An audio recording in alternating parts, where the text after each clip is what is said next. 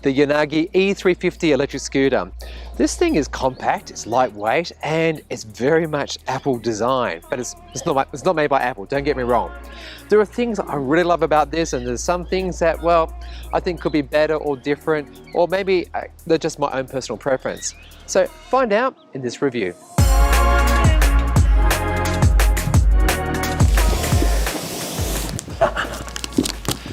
It's a scooter. Let's unbox it and do a scooter review.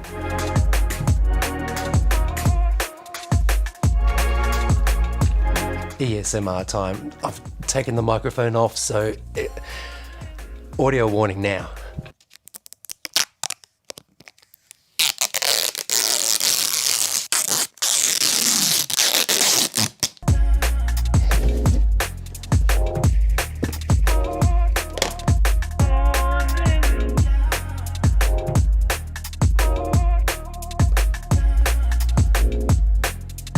Well, this is good. You can see there's actually a little divot, so you can only line this up but one way.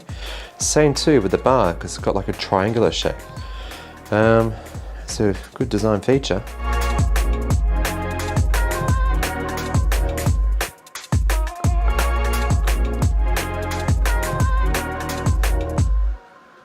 The hardest part of putting this thing together was definitely the handlebars.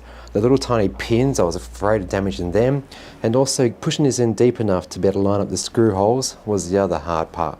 But overall, it was actually very easy to put together, and it feels solid. Like, everything on this thing is premium quality materials. The aluminium, the plastics, I'm impressed. All put together, but there's two leftover screws, which is always a worry, but I guess the spares. Yeah, let's get it charging and out on the road. I gotta start off this review by talking about its looks, and mate, it is sleek and modern, and that unibody of the deck and the stalk riser is superbly built. That tiny aluminium kickstand is tiny, but surprisingly it does the job. The front LED light is very bright and usable in dark conditions, measuring 47 lumens of brightness. Hidden inside that deck is a 72,000 amp hour or 864 watt hour battery, and they're made from Sony batteries, so you're gonna know you're gonna be getting actually some good longevity out of this thing. The Yanagi E350 scooter has a claimed range of 24 kilometers, but if you ask me, that's in level 1, which is a slower speed, which is like 15 kilometers per hour maximum, and perhaps with a lighter frame compared to me. I was using it always on level 3 because I'm used to scooters, and I only got actually 14 kilometers out of this, maybe 15. It does this cute thing whereby when you get into the critically low point of the battery, red icon comes on and it beeps at you, knowing that it's definitely time to recharge. Recharging is done through this adapter, which takes a good 4 to 5 hours. On the left side of the handlebars, you've got this button that acts as your horn, and I found that people didn't know what was happening, and pressing it, sure, it's loud, but it kind of is like, what is that? I think a bell would be better. I don't know, that's just a personal preference.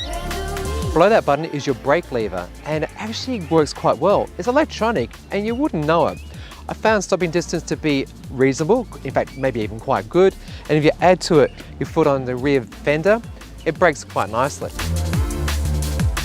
To turn the scooter on and off, you just press and hold this center button, and it's got a bright-ish LCD screen which displays your speed, the amount of battery you have, and levels 1, 2 or 3 indicating your top speed maximum, so 15, 20 or 25 kilometers per hour. In bright sunny conditions, it's not that visible from an angle, but if you're actually looking up and over like you would normally when you're riding it, it's perfectly fine. That on-off button also acts as a light on and off. On the right side of the handlebars, this button acts as your trip computer and total kilometers traveled. The same button also acts as your change between your level 1, 2 and 3. So you double press it and it goes from P mode, which I'm going to explain away as essentially like a neutral mode. So you can actually roll this with the E350 scooter on, and you keep double pressing it to go through level 1, 2 and 3, and that will dictate the top speed. Beneath that is the throttle lever, which in my opinion actually travels a bit too far for my liking. Perhaps I'm just used to other electric scooters, but this actually goes quite a distance all the way up and down. Obviously for you, if you've got different hands to me, you might actually say it's completely fine, but I think, yeah, it'd be nicer if it was actually less travel in it. On the rear fender, you've got a constant LED light that's nice and bright and very visible at night time, and this also acts as your secondary brake. And finally, a real feature of the Yanagi E350 scooter is its deck, which is both compact and short, which means to say that you can get it into and out of your boot quite easily. So you drive somewhere, maybe to the train station, and then you use this scooter to get for that last mile of getting to and from work. This is awesome because it's so compact. Check how this thing folds down. That is unheard of. It's relatively light, coming in around about 12 kilograms. And believe you me, for electric scooters, that is light. And look, it just seems to be hovering, floating. There's no engagement with the rear here, but you can be confident in this mechanism. It is actually really robust and strong. And getting it into and out of, let's say, that car, it's dead easy. When you do get to your destination, to unfold it, my top tip is this. Just give it a little wiggle and press the lever down. That's it. Look how fast that was. It's brilliant.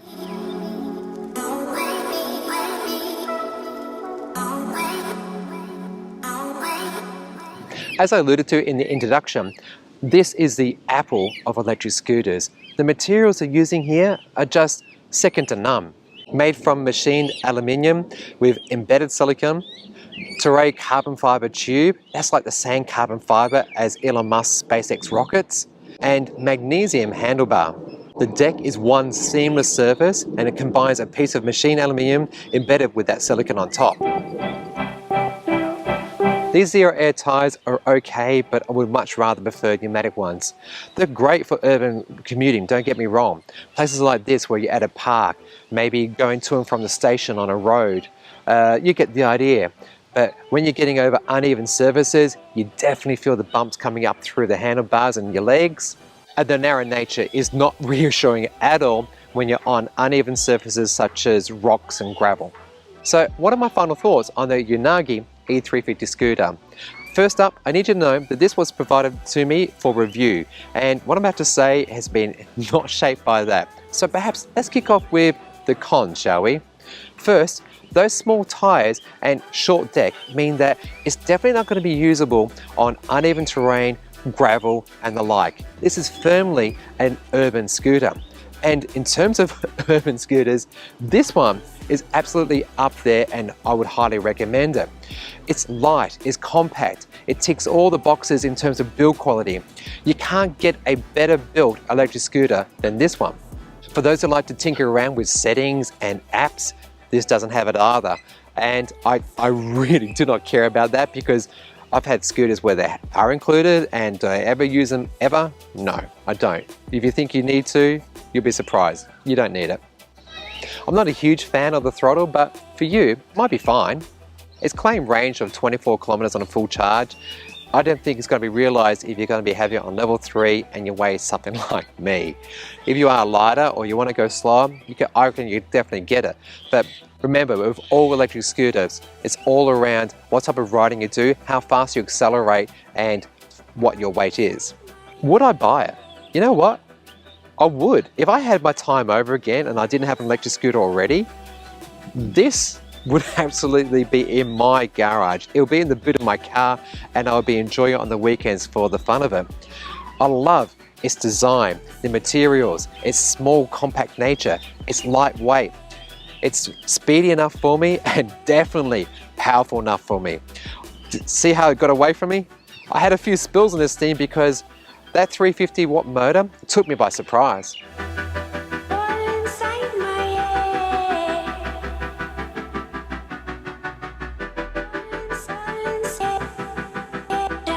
If you're thinking of getting an electric scooter, I highly recommend you get out there and give this a go because you won't be disappointed and you'll feel and you'll experience what a good quality scooter actually feels like. And especially if you actually hire one of those ones you can get out and about in the city, this is right up there, I promise you. Alright, so if you've enjoyed this video, please do consider giving me a subscribe. It's absolutely free. If you want to see behind the scenes, learn about electric vehicles, renewables, and stuff that you just don't get here on YouTube, consider joining me on Patreon where you get all this and a lot more from as little as $2.50 per month. And as per usual, please, you be good and you be green.